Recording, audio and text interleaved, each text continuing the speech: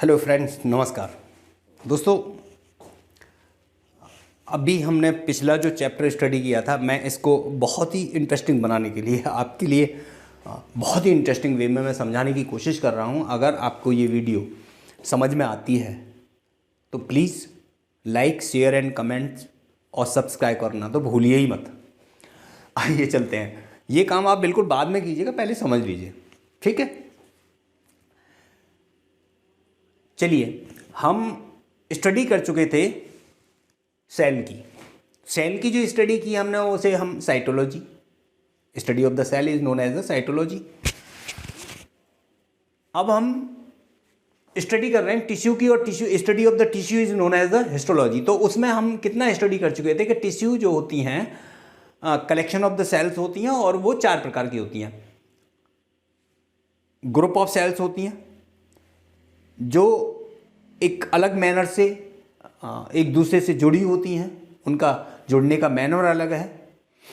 तो उसी मैनर के आधार पे हम इनको 4 भागों में बांटते हैं, एपिथेलियल या epithelium tissues, muscular tissue, connective tissue and nervous tissue. इसके विषय में हम बात कर चुके हैं पिछली वीडियो में। अगर आपने न देखी हो तो पार्ट नंबर 4 में जाकर के वो वीडियो है, वहाँ आप देख सकते हैं। अब इसको आगे समझने के लिए हम अब आगे चलते हैं और ये देखते हैं कि पहला पार्ट एपिथेलियल टिश्यू या एपिथेलियम टिश्यू ये होती क्या है। पहले ये तो समझ में आ जाएगा हम किसके बारे में बात कर रहे हैं, वो दिखने में होता कैसा है। किसी के बारे में बात कर रहे हैं और वो हमें यही समझ में ना आए कि वो होता कैसा है, तो हम क्या बात करेंगे। तो पहले हम देख लेते हैं कि वो होता कैसा है, क्या है ये epithelium tissue.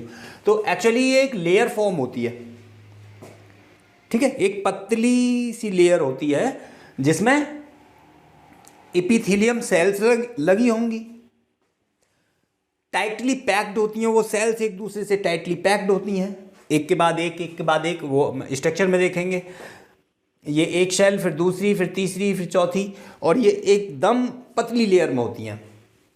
Lines, internal organ lines क्या होती हैं।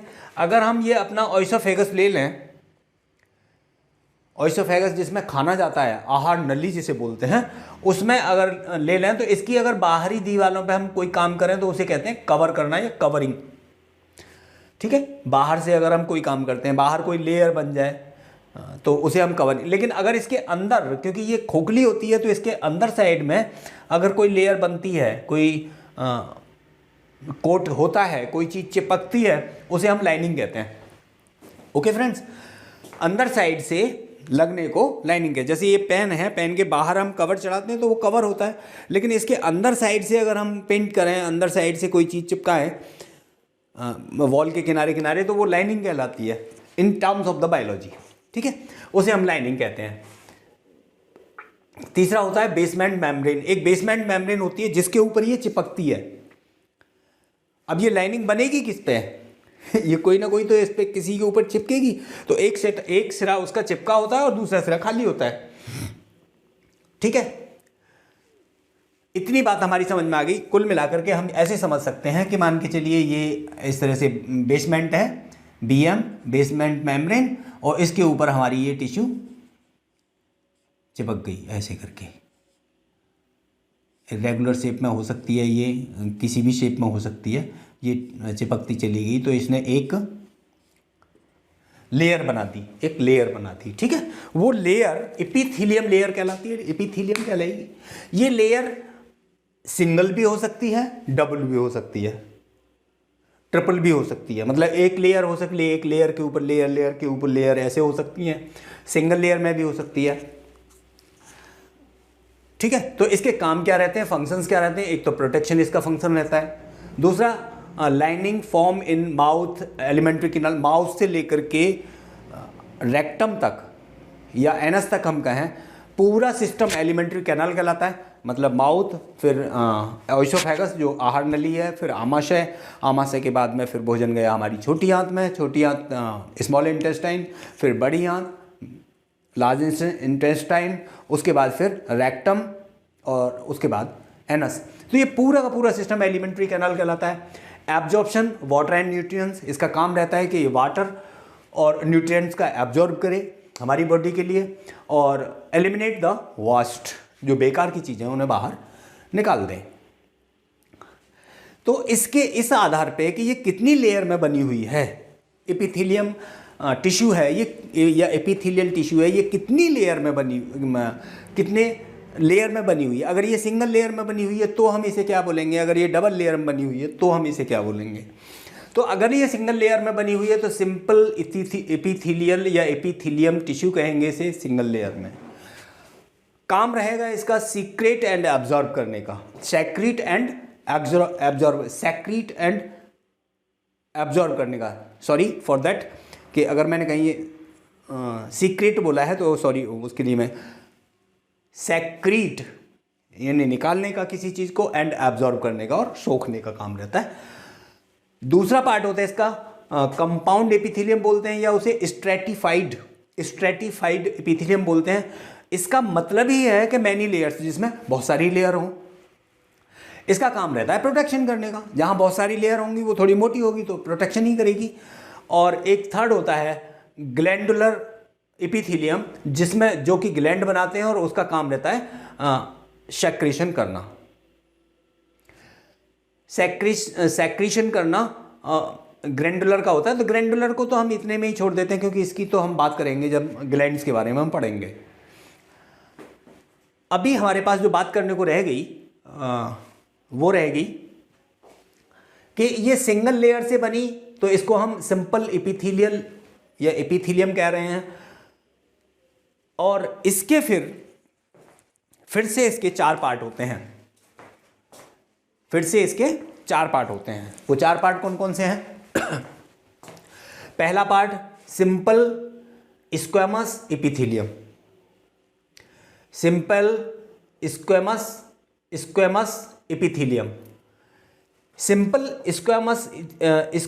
स्क्वैमस एपिथेलियम जो होता है उसका जो स्ट्रक्चर होता है वो सिंगल लेयर का होता है। ये तो बेसमेंट वाली लेयर होगी आपकी, ये बेसमेंट मेम्ब्रेन है, ये नीचे जो आप देख रहे हैं। लेकिन इस पे ये जो बने हुए हैं टिश्यू, ये लेयर बना रखी है इसने। हर सेल के अंदर एक न्यूक्लियस है ये, राइट। ये सेल्स एक दूसरे से जुड़ी हुई हैं और एक दूसरे से टाइटली जुड़ करके एक पतली लेयर बना रखी है। उसके पीछे वो सेल हैं, लेकिन वो एक ही लेयर है। और ये बेसमेंट मेम्ब्रेन पे जुड़े हुए हैं। ये इसका स्ट्रक्चर होता है, यानी कि ये पतली एक चादर के समान होती है, लेयर होती है, एक पतली लेयर, ठीक है। इसका काम जो रहता है, ये मिलती कहाँ है, लोकेशन इनकी कहाँ कहाँ होती है, वो एल्वलाई ऑफ द लंग्स जो फेफड़े होते हैं उनके अंदर जब जाते हैं तो वहाँ पर एल्वलाई गुच्छे टाइप के मिलते हैं। उन गुच्छों में इसका स्थान होता है, ये वहाँ पे होती हैं, यानी कि कुछ एब्जॉर्ब करने का काम कर रही होती हैं वहाँ पे। Lining of the blood and lymphatic vessel, lymphatic और ब्लड वेजल जो होती हैं, खून की जो नलियाँ होती हैं, उसके अंदर ये पाई जाती हैं। काम रहता है इनका एब्जॉर्प्शन करना, सोखना किसी चीज़ को, न्यूट्रिएंट्स एंड वाटर को। वो एब्जॉर्प्शन किस तरह से करेंगे, डिफ्यूज़न के द्वारा करेंगे, फिल्ट्रेशन के द्वारा करेंगे, या ऑस्मोसिस के द्वारा करेंगे। डिफ्यूज़न क्या होता है कि आपने कोई भी, मान के चलिए यहाँ ये वाटर लिया, इस वाटर में कोई नीली बूंद डाल दी यहाँ पे, और ये नीली बूंद चित्रा के पूरे वाटर को नीला कर देगी, that is known as the diffusion, right. Filtration आप जानते ही हैं कि फिल्टर करना, जो वॉस्ट चीज़ें हैं उन्हें रोक देना, बाकी साफ को बाहर निकाल देना, that is a filter. Osmosis जो होता है, अगर हम ऐसा कर लें कि यहाँ पे बीच में फिल्टर पेपर लगा दें, यहाँ पे ब्लू कलर भर दें और यहाँ पे पानी रहे, तो इसमें से ये थोड़ा रिस इसको भी नीला कर देगा। बट इसके प्रोसेस में ये यहाँ पर मेम्ब्रेन लगी हुई है, एक परमेबल मेम्ब्रेन बोलते हैं उसे, वो लगी हुई है। तो इस क्रिया को हम ऑस्मोसिस कहते हैं। जैसे कि हम पानी में अगर मुनक्का डाल दें तो वो कुछ देर बाद फूल के मोटा हो जाता है, इसका मतलब उसके अंदर पानी घुस गया। पानी कहाँ से घुसा, उसकी लेयर से, तो वो ऑस्मोसिस हुई उसमें, राइट। तो ऑस्मोसिस के द्वारा, और फिर इनका एक अगला काम रहता है सीक्रेशन का, ठीक है, वेस्टेज को बाहर निकालने का। इतनी बात आपकी समझ में आ गई होगी।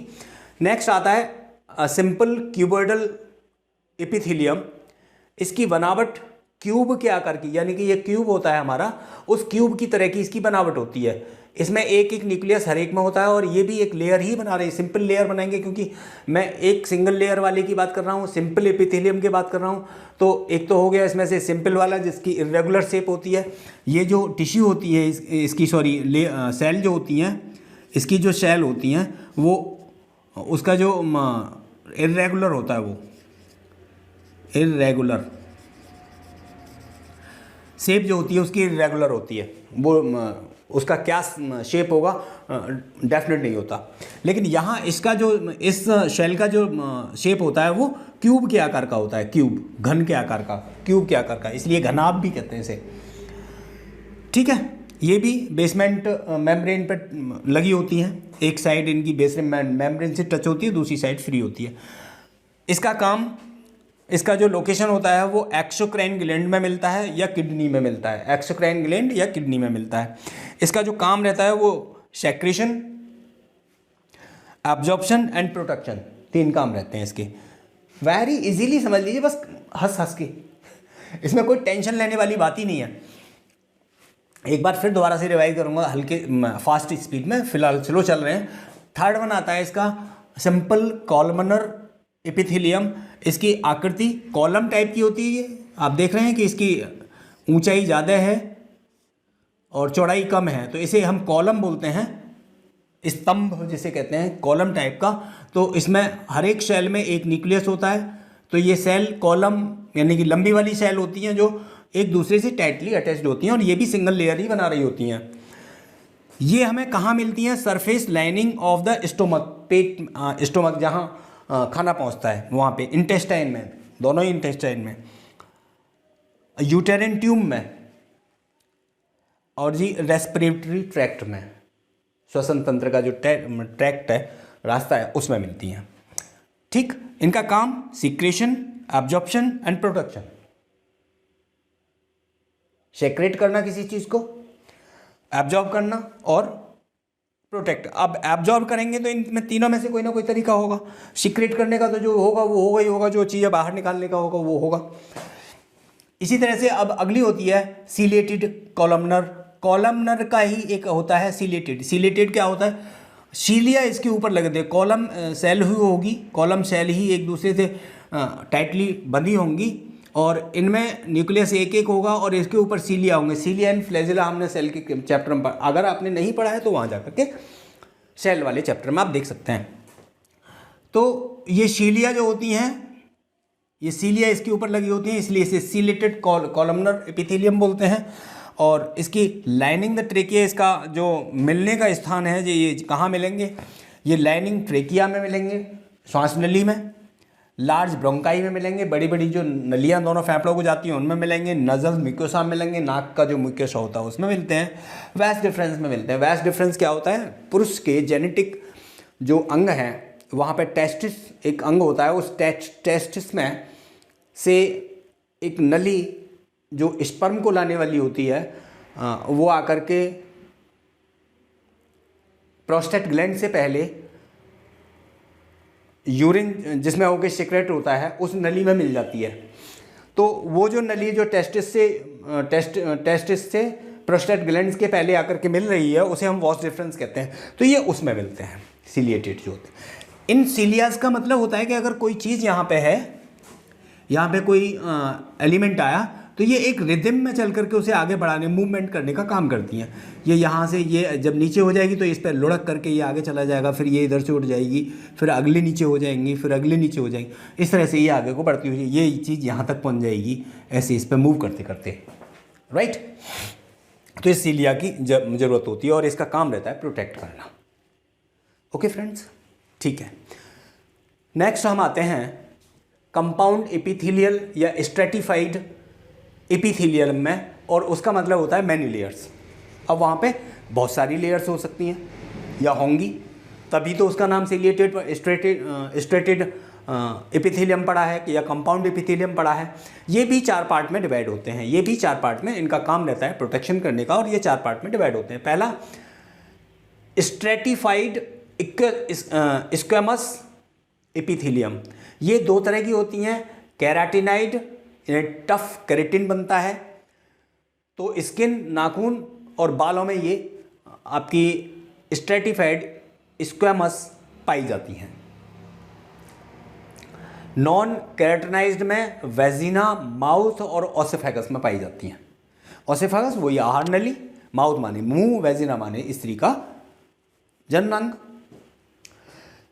इसका जो आकृति होती है, स्ट्रक्चर जो होता है वो कई कई लेयर्स का बना होता है, एक के ऊपर एक लेयर, एक के ऊपर एक लेयर, हर लेयर में अलग शेल होगी।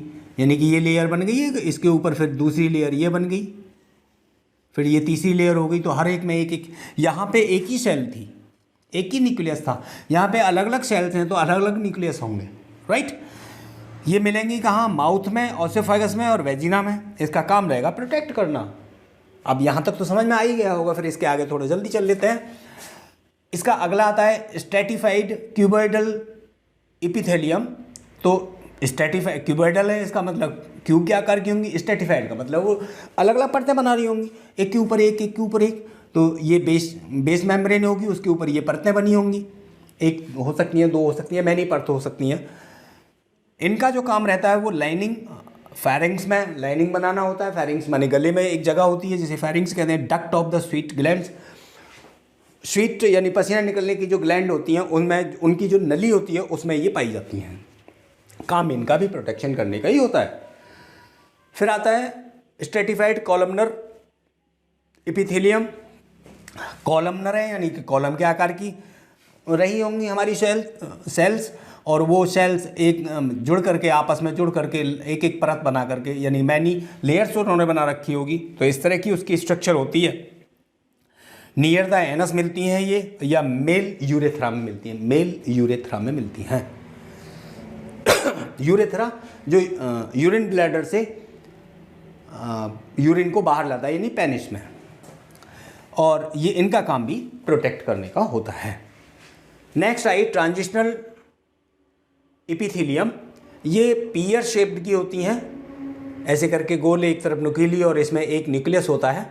ये इस तरह से अपनी एक टाइटली होकर के लेयर बनाती हैं।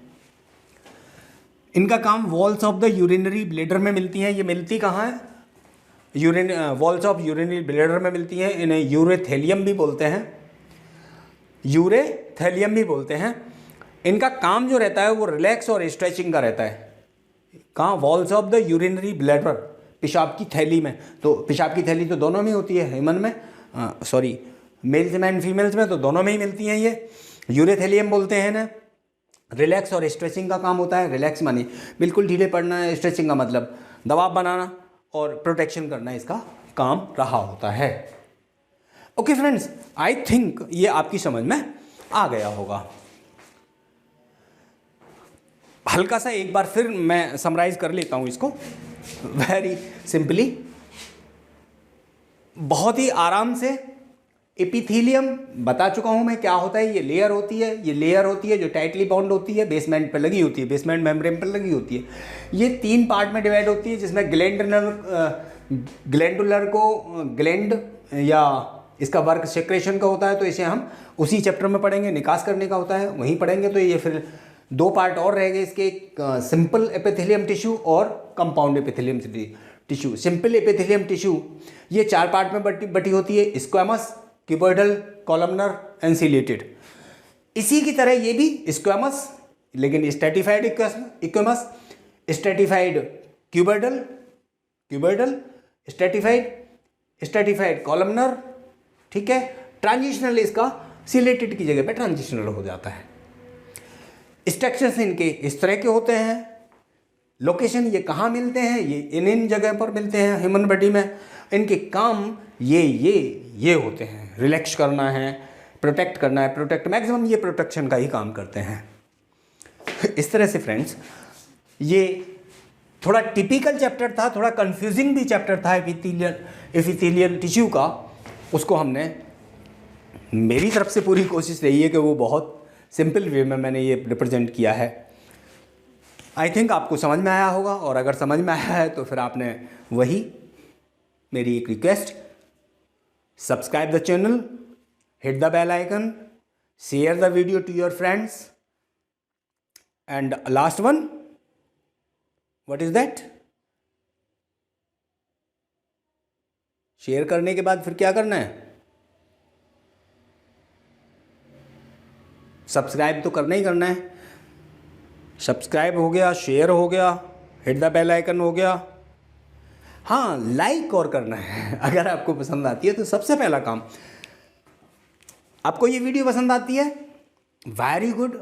उस तरह से मैंने डिज़ाइन की हुई है कि आपको पसंद आ जाए, सिंपल वे में पसंद आ जाए, समझ में आ जाए। पसंद का मतलब तो अलग है, लाइक का मतलब अलग है, समझ में आ जाए। और आई थिंक ये आपको समझ में आ जाएगी। इसका एक स्क्रीनशॉट आप ले लीजिए, मैं आला करते जाता हूँ। एक स्क्रीनशॉट ले लीजिए जिससे कि ये समझने में आसानी रहेगी। स्क्रीनशॉट लेने के बाद में अब आप इसको बड़े आराम से मेमोराइज कर सकते हैं।